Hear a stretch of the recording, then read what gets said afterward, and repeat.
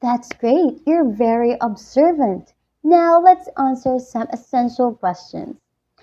What are the different types of speech styles?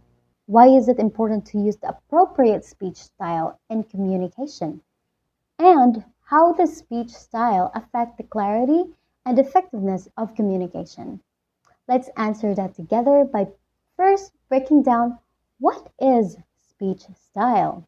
So, according to Holmes 2013, speech style refers to the level of formality and the choice of words, tone, and grammar we use when we talk to others. It depends on three things: who we're talking to, where we are talking, and why we are talking. Let me show you three different ways someone might say the same thing. First, excuse me, may I have a look at the photos, sir? Second, hey, let me see the pics. And lastly, love, can I have your picture? Can you guess who they're talking to? So let's rewind. Here in the first sentence, the first one sounds polite and formal. Maybe they are talking to someone older, or maybe a stranger, or maybe a photographer. The second is more relaxed, so they're probably talking to a friend. And the third, it sounds more personal, so maybe they are talking to a love partner.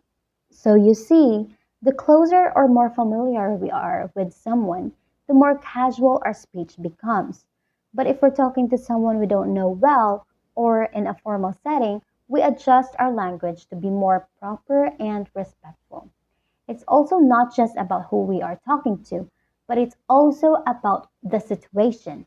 If you're reciting a pledge or delivering a speech in court, you can't just speak like you're texting a friend, right? Alright, now that you know what a speech style is, it is time for me, I am teacher Syra by the way, to introduce to you three of five major speech styles. Now before we get into it, I will be showing you three video clips depicting 1. Frozen style, 2. Formal style, and 3. Consultative style. So you, as the student, will identify what video shows what style. Isn't that interesting? Now let's get into it. I came to Australia to study the deadliest animal in the world. Now, there may be some Australian audience members thinking, Struth, science is finally Please raise your right hand and repeat after me. I, Donald John Trump, do solemnly swear I, Donald John Trump, do solemnly swear that I will faithfully execute Get reoccurring episodes of back pain. Have you been keeping up with the therapy that we had you on before? Which the pills? Actually, I was talking. Alright, so did you get it all correct? If you did, impressive. So let's get into the discussion. Okay, so to start it off, we have the frozen speech style. So the frozen speech style is the most formal and static type of speech. It is often pre-written and it does not change. It follows a grammatical sentence structure and vocabulary that only experts in that field could do. The listener does not respond or is not expected to respond, and the language remains unchanged over time. So, it is also known as fixed speech, which is the highest form of communicative style, typically used in such contexts like national pledges, legal oaths, ceremonies, and much more. Alright, so moving forward, we have the formal style. So the formal speech style is used in professional or academic settings where respect, clarity, and grammatical structure are important. It follows strict grammar rules and avoids the use of slang. Unlike frozen style, this type of speech is not static and is mostly seen during writing rather than speaking. So it is used in such contexts like academic lectures, job interviews, or during a formal meeting. The purpose of this speech style is to have a one-way communication where the speaker aims to inform rather than instruct. Okay, so this is the last one from Teacher Syra. So we have the consultative style. So the consultative speech style is used in professional interactions, where the speaker provides information to someone often who is less knowledgeable about a certain topic that needs to be discussed. So it could also be semi-formal, where its features have a respectful turn-taking, frequent clarification, and feedback between the speaker and the listener. So this is also regarded as the third level of language. It is basically an unplanned speech, since the speaker participates and will have to provide feedback to the listener. Both their interaction will still maintain a level of formality. Thank you so much for that insightful discussion, Ms. Cortez. Now that you know what speech style is and its first three types, we will now continue to delve in the last two types of speech styles. Here, we have the casual style. This type of speech style is informal and spontaneous, typically used among friends, peers, family, or people with whom you are comfortable communicating. Typically, this speech style is what we are using in our daily lives when we meet and communicate with people around us. From the term casual, this style doesn't actually use formal tone or text. It is simply used to express ideas, opinions, informations, requests in an informal way or in a casual way. A communication style in which the speaker could use slang and colloquial expressions. There is less structure, and both people communicating uses a tone that is relaxed and friendly. For example, "Sup dude, you're coming to watch the game later?" So as you can see, the speaker uses a casual tone while she or he was communicating with her friend. So now let's move on to the last type of speech style, the intimate style. So, have you been communicating with your parents, friends, specifically best friends, or even your romantic partners? If yes, then you have been using intimate speech style.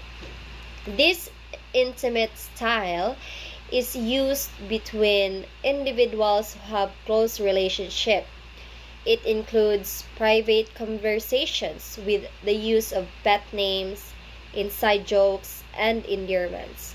Like I've said, this type of speech involves with communicators who shared deep or intimate connection with each other. Both tone, gestures, and shared understanding play a major role in communication. This last type of speech style, like casual, there is also free and easy participation of both the speaker and listener. If you will scrutinize these two types of speech styles, the casual and intimate, they actually have the similar characteristic with each other. But they also have slight differences that distinct them from each other. Casual style is also used with friends, peers, or family, and also use slang or jokes, but it still shows respect and respect for boundaries. Meaning, this type of speech style is not too personal. Unlike with intimate style, this speech style is highly personal, and there is usually a shared context between the communicators where they don't have to explain much on their conversations.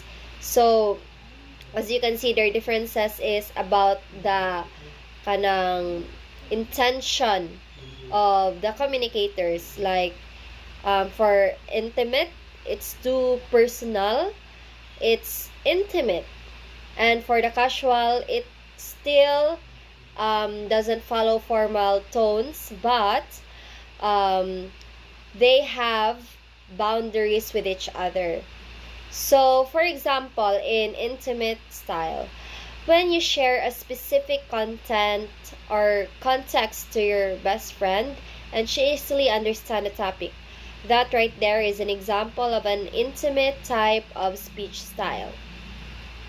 Now, let's move on, ladies and gentlemen. We are done with our discussion. I hope you're able to gain new insightful information. However, our activity is still ongoing. To apply and refreshen your understanding about the discussion, the speech style and its 5 types, I would like to invite you for an application activity prepared by your teacher, Miss Ramonde. We will be utilizing Mentimeter for this activity. Mentimeter is an educational website where you can engage with your audiences in real time. This speech style brainstorming activity, that is the title of the activity by the way, is a collaborative task, meaning you will work together with your group mates, who were randomly chosen by your facilitator, Ms. Ramonde. Listen carefully, students, as I will be reciting the clear instructions for this activity. Facts. Please click the link to access the Mentimeter activity board. After clicking the link, it will lead you to Mentimeter, which will present a prompt for each speech style, asking you to think about what phrases define and describe it. There will be a separate word cloud for each speech style, allowing you to visually see the phrases associated with each other. Every student will collaboratively contribute phrases that define and describe each speech style to the corresponding word cloud. Make sure you are working together as a group. Lastly, each group will have a designated reporter who will explain the meaning behind the phrases submitted by their group.